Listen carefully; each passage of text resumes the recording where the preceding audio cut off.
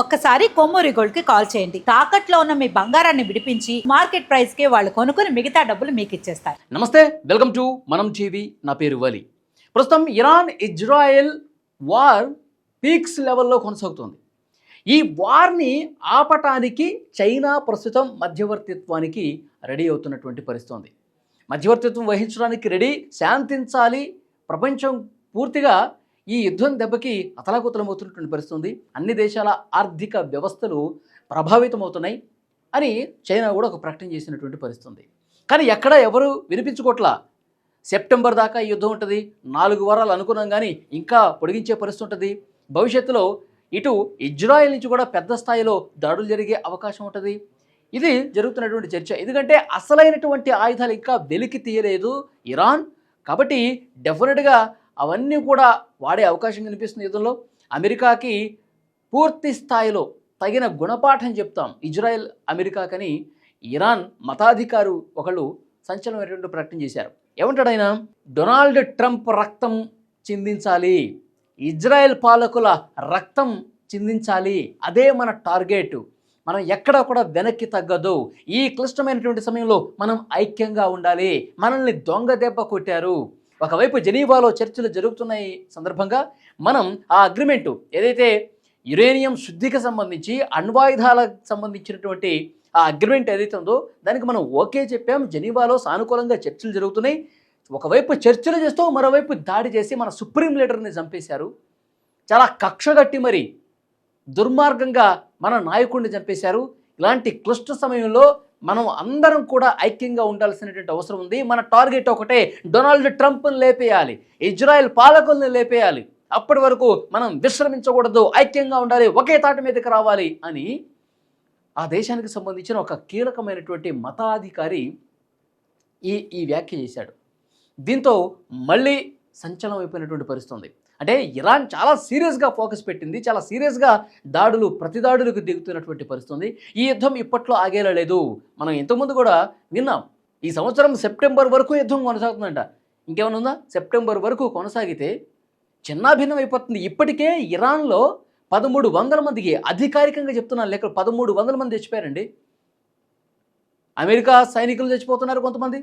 తర్వాత ఈ ఇజ్రాయెల్లో ఉన్నటువంటి సామాన్య ప్రజలు కూడా చాలా వరకు ఇబ్బందులు పడుతూ ఉన్నారు, చనిపోతూ ఉన్నారు. యుద్ధం ఎంతవరకు పోతుందో తెలియనటువంటి పరిస్థితి.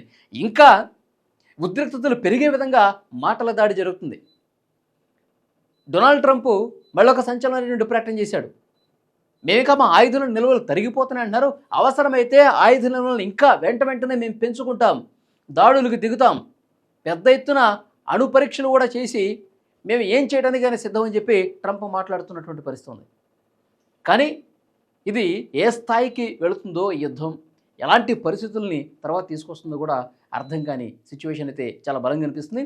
హార్ముజ్ జలసంధి దగ్గర ఇండియాకి, చైనాకి, మరికొన్ని కంట్రీస్కి అక్కడ ఫ్రీవే కల్పించారు ఇరాన్.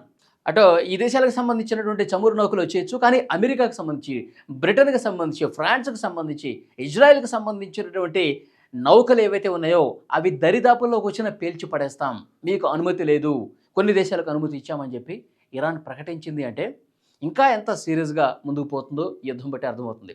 మరోవైపు డ్రోన్లు వదులుతుందండి. 4 నిమిషాలకు ఒక డ్రోన్ అంట. అంటే రోజుకి దాదాపు 300కు పైగా డ్రోన్లు వదులుతోంది. వాళ్ళకి తక్కువ ఖర్చుతో డ్రోన్లు వస్తూ ఉన్నాయి. ఆ డ్రోన్లన్నింటిని కూడా అమెరికా ఎంబసీ కార్యాలయాల మీద, అమెరికాకు సంబంధించిన స్థావరాల మీద వదులుతూ ఉంది, పెద్ద ఎత్తున దాడి చేస్తూ ఉంది. వీటికి అడ్డుకట్ట వేయటం చాలా కష్టమైపోతుంది అమెరికాకి, ఇజ్రాయెల్కి. కాబట్టి చాలా నైపుణ్యంతో కూడినటువంటి యుద్ధం ఇరాన్ చేస్తున్నటువంటి పరిస్థితి. ఖమేనీ మరణం తర్వాత ఇంకా వాళ్ళు ప్రతీకారేచ్ఛతో రగిలిపోతూ ఆ మతాధికారి ట్రంప్ రక్తం కళ్ళ చూడాలి అంటే చూడండి ఎంత భయంకరంగా పశ్చిమాసియా ప్రస్తుతం మారుతుందో కూడా మనకి ఈ ప్రకటనలు బట్టి అర్థమవుతుంది. ఇంకొక కీలకమైనటువంటి విషయం ఈ వీడియోలో నేను చెప్పదలుచుకుంది, గత నవంబర్లోనే ఖమేనీని చంపాలని చెప్పి నిర్ణయం తీసేసుకున్నారంట. భద్రతాపరంగా ఒక అతిపెద్ద సమావేశంలో ఇజ్రాయెల్ ఈ నిర్ణయం తీసుకుంది. అప్పటికి ఇంకా అమెరికాకి చెప్పలేదంట. ఆ తర్వాత ఇరాన్లో పరిస్థితులు అక్కడ పెద్ద ఎత్తున ఆ పాలకుల మీద, రోడ్ల మీదకి జనం వచ్చి ఆందోళనలు చేయటం, తర్వాత ఉక్కుపాదంతో ఇరాన్ అక్కడ అణిచివేయటం, రక్తపాతం జరగటం, హింస జరగటం, ఇవన్నీ చూసిన తర్వాత ట్రంప్ అలాగే ఇజ్రాయెల్ ప్రధాని నెతన్యాహు ఒక డెసిషన్కి వచ్చారు. మనం వీలైనంత త్వరగా దీన్ని పూర్తి చేయాలి.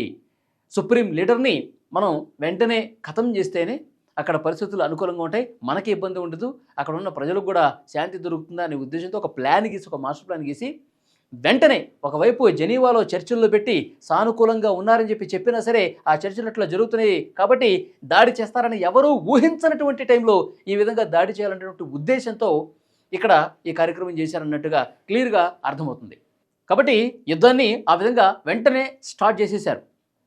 ఖమేనీ అసలు ఎలా చంపారనేది కూడా ఇక్కడ ఒక పెద్ద ట్విస్ట్ ఉందండి.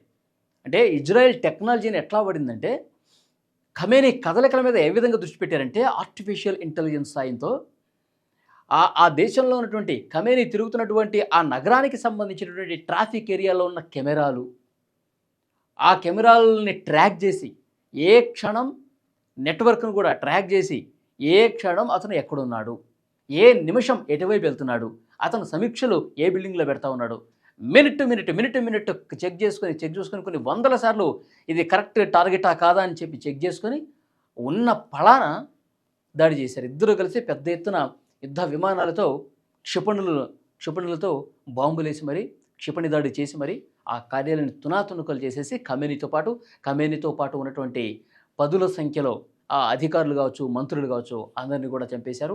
బాధాకరమైన విషయం ఏంటంటే ఖమేనీ ఫ్యామిలీ కూడా చాలా వరకు ఆ కుటుంబ సభ్యులు కూడా దీంట్లో చనిపోయారు. కాబట్టి యుద్ధం ఇప్పట్లో ఆగేలా లేదు. ఈ ప్రకటనలు ఏవైతే వస్తున్నాయో దానికి తగ్గట్టుగానే ప్రస్తుతం పరిణామాలు అయితే కనిపిస్తున్నాయి. మరి సెప్టెంబర్ వరకు జరిగితే నిజంగా అల్లకల్లోలం అవుతుంది. ప్రపంచం తీవ్రమైనటువంటి ప్రభావంకి గురయ్యే పరిస్థితి ఉంటుంది.